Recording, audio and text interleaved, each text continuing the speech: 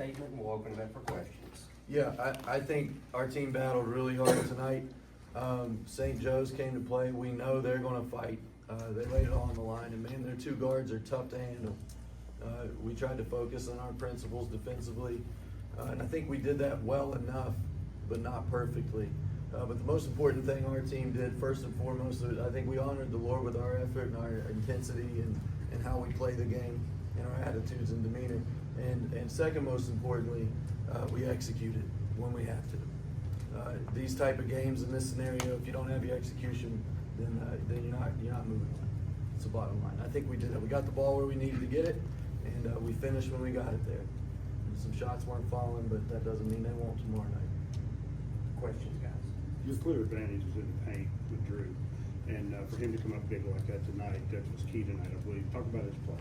Yeah, I will talk about Drew's play, but I also want to talk about our guards and our other players that are finding him that way. I mean, it wasn't just Drew putting his button to someone and posting up all night.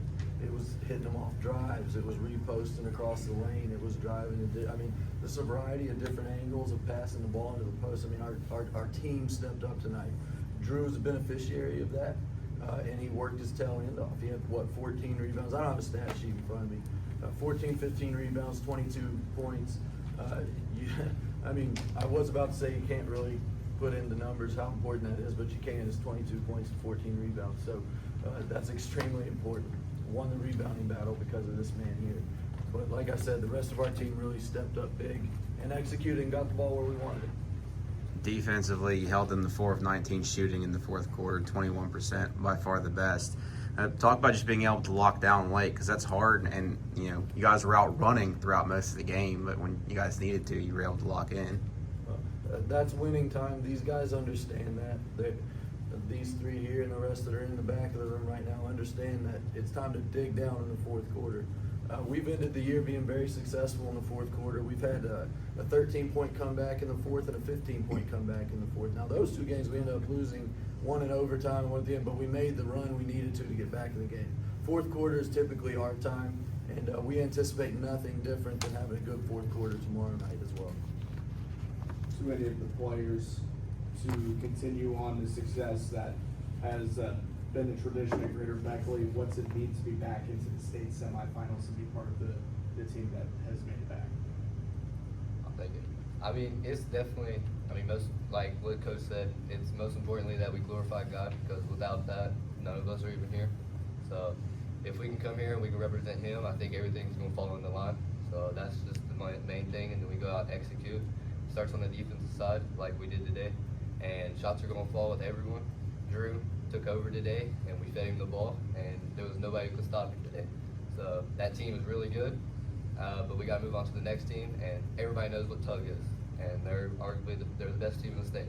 So we got to come out and execute tomorrow.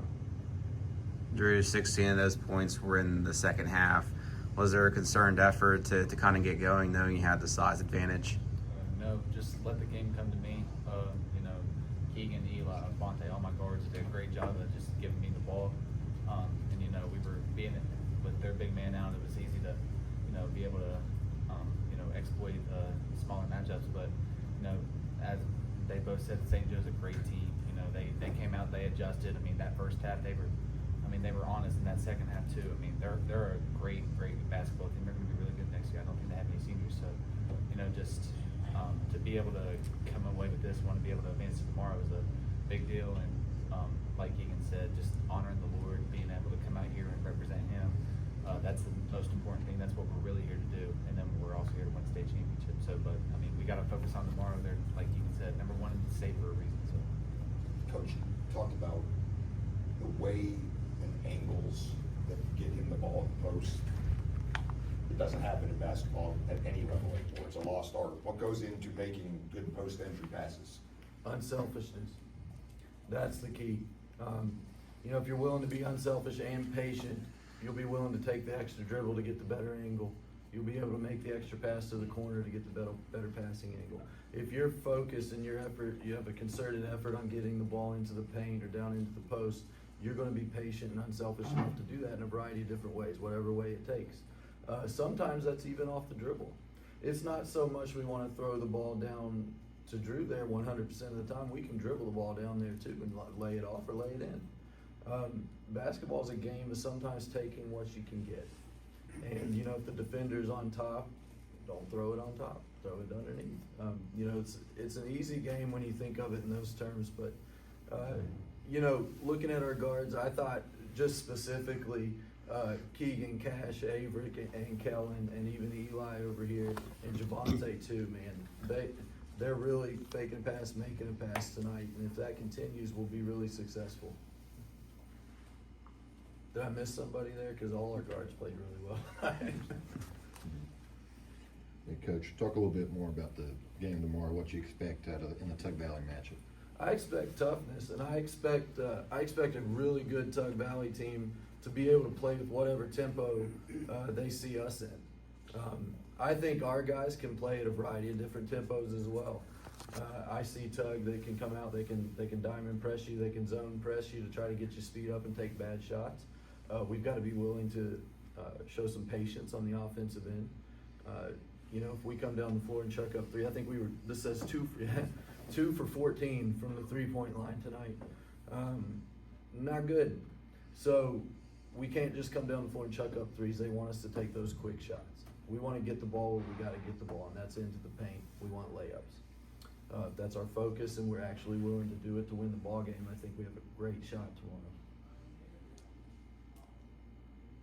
Coach, you guys led for over 28 minutes. Did it feel like when you mentioned tempo and pace and everything, you guys were able to take control of that whenever they would make a little bit of run to slow it down and keep on the field? Yeah, we weren't really necessarily trying to slow it down. We were trying to keep the ball out of the lane on the defensive end. And sometimes that means we don't get out and pressure. So I know my assistant coaches here have to get on me all the time. I want to get out and pressure the ball.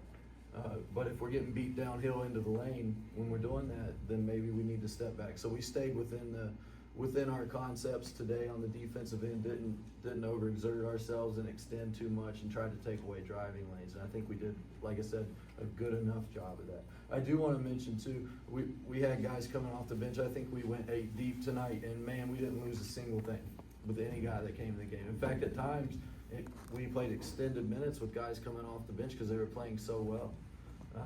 And we don't want to lose a thing with those guys off the bench. We don't have to, because we're truly 8 deep.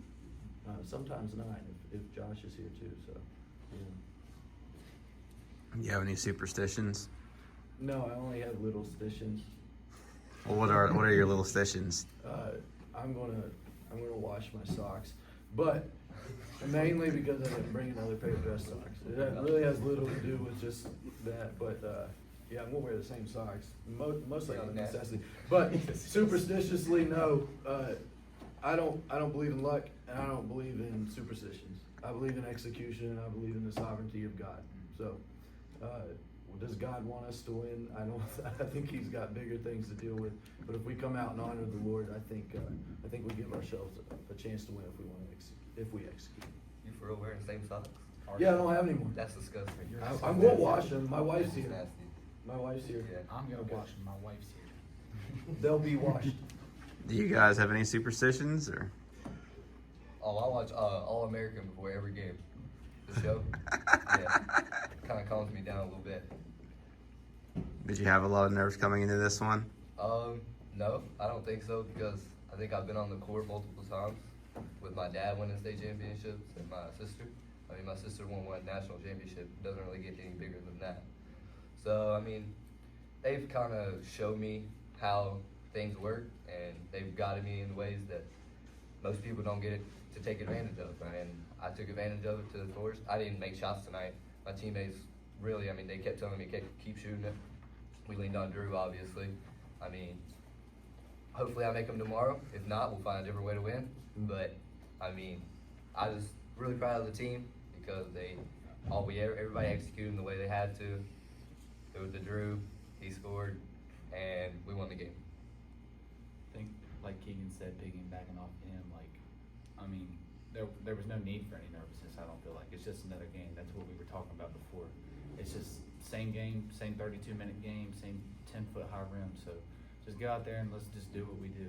And like Keegan said, you know, we were telling them keep shooting the ball. It's okay, they're going to fall.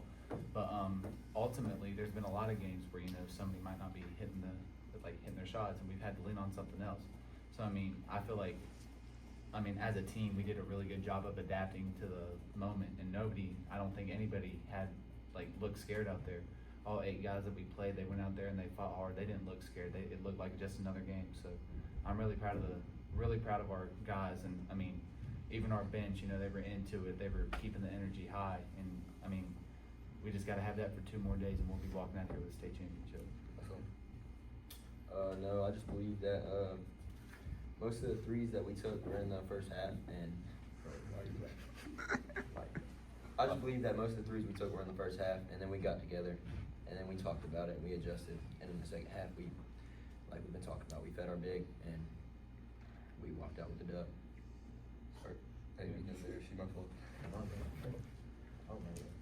I do. Eli did, out of our 2 threes, he hit a huge one in the second half. They were making a run, and he kind of separated. Actually, I think we were down 35-33, and you hit the 3 to make it 36-35. That gave us the lead for good, if I'm not mistaken. So one of their 2 threes was huge, and it was Eli, and he played outstanding today. Any more questions coming up? It also helps us when Drew's 6'7", and that's an advantage. Drew's also a 4.3 GPA student. Don't mean to embarrass him, but he's smart too. Any other questions, guys?